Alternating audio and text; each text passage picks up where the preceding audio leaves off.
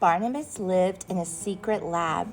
He was half mouse and half elephant, and he had lived in the lab as long as he could remember.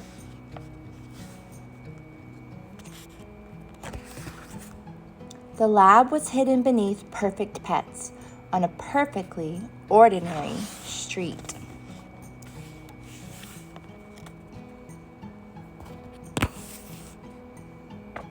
It was deep underground where no one would ever find it.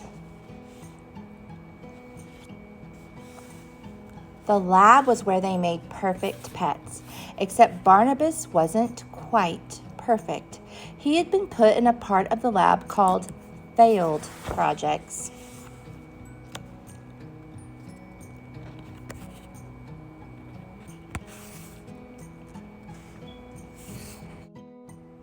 His home was rather small, but that just meant it was easier to keep tidy.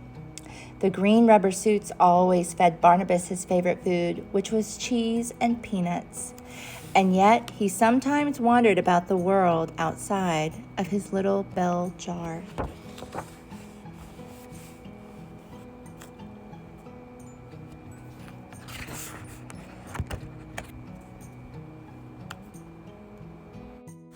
It was Pip, the cockroach, who told them stories about the world above. Stories about a sparkling silver lake, green trees, and mountains that reached all the way to the sky, lit with their own stars.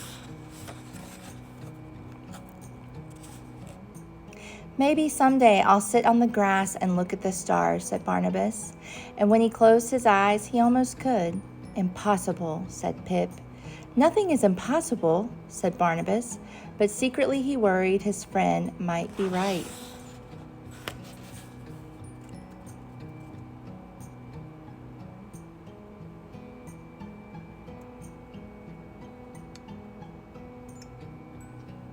At that moment, the green rubber suits came. They turned on the lights and checked each bell jar one by one. They made strange noises to each other. They peered and they poked. They peeked and they prodded.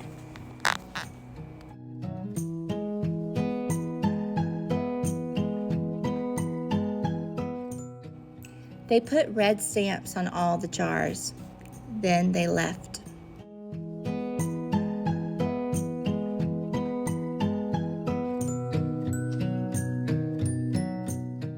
What does it mean? Said Barnabas, looking up at the strange red stamp. It means you're going to be recycled, said Pip. That's what happens to all failed projects.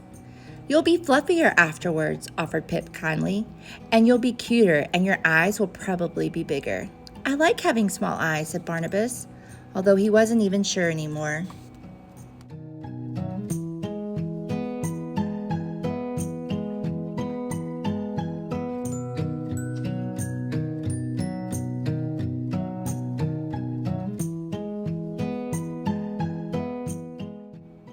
Barnabas slumped in his jar.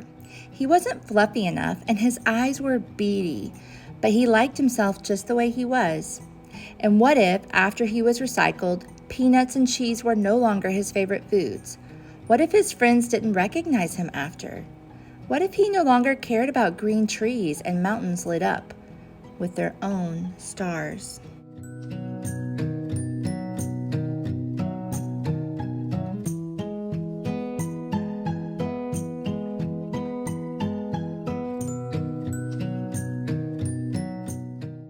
We need to escape, said Barnabas suddenly. The other failed projects gasped, but then they cheered. Impossible, said Pip. Nothing is impossible, said Barnabas. He took a step back.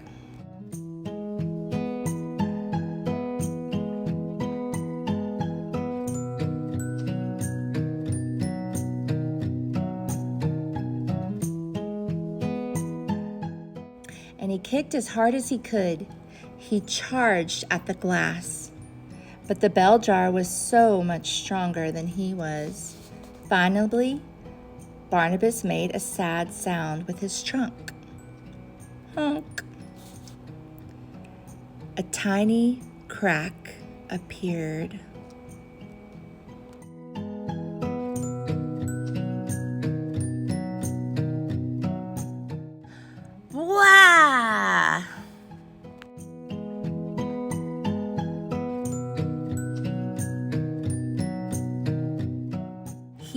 was free.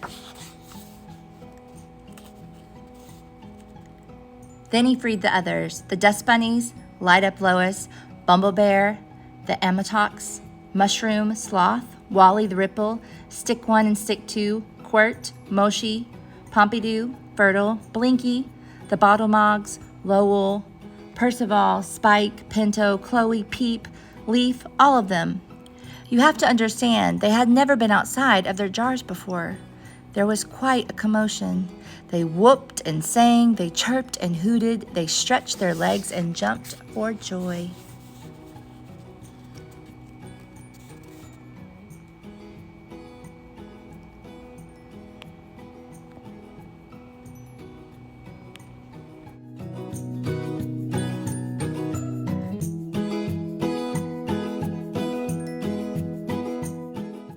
When they calmed down a bit, they peeked over the edge.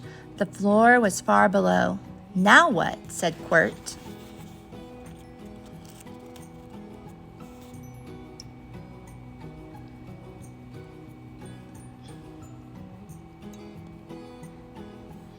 "We have to work together," said Barnabus. One by one, they helped each other down.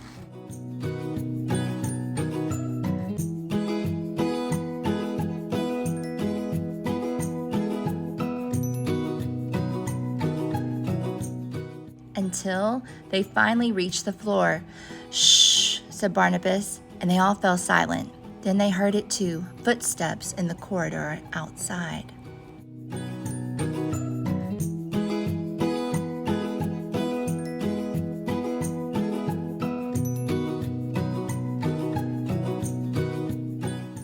"Quick," said Barnabus, "we can go through here."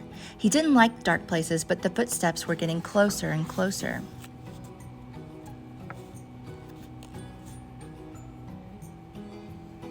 Everyone crawled into the vent, with Light Up Lois leading the way. It was a tight squeeze for some of them.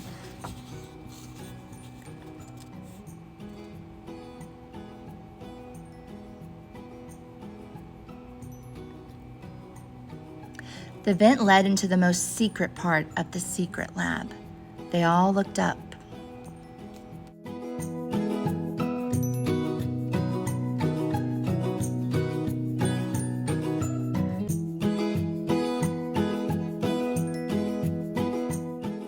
"We need to run," cried Pip, but Barnabus couldn't run. The great sad eyes seemed to be looking directly at him. "We can't leave it behind," said Barnabus. "It's scary," said Pip. "It's monstrous," said Quirt. "It's appalling," said the Amatox. "It's a failed project," said Barnabus, "just like us."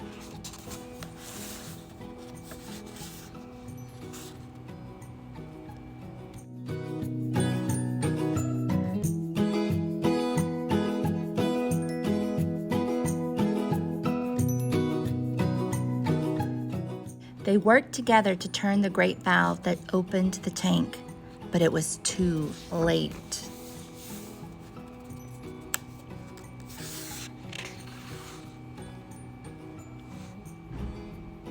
The green rubber suits had found them.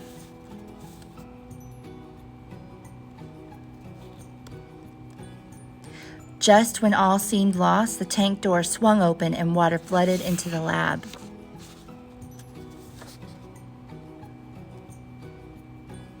Up the water carried them.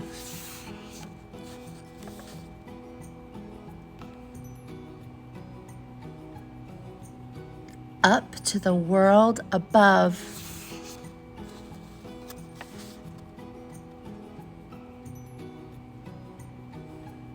When they finally opened their eyes, they were in a puddle surrounded by shelves of perfect pets. Everyone ran towards the exit.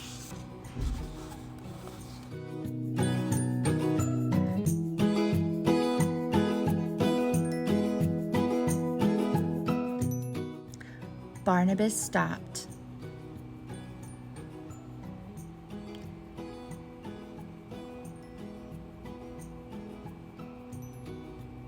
It was almost like looking in a mirror, except Barnaby's eyes were bigger and his fur was like cotton candy.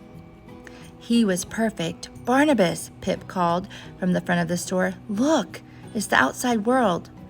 Barnabas ran to join his friends. He might not be perfect, but he was free.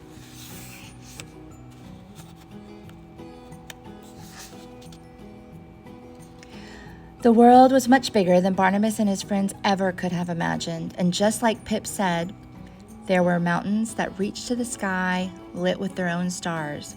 "You were right," said Pip. "Nothing is impossible."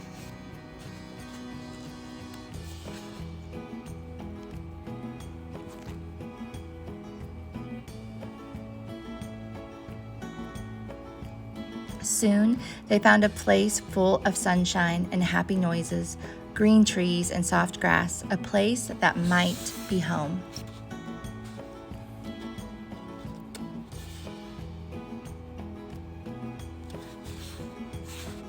It wasn't always easy,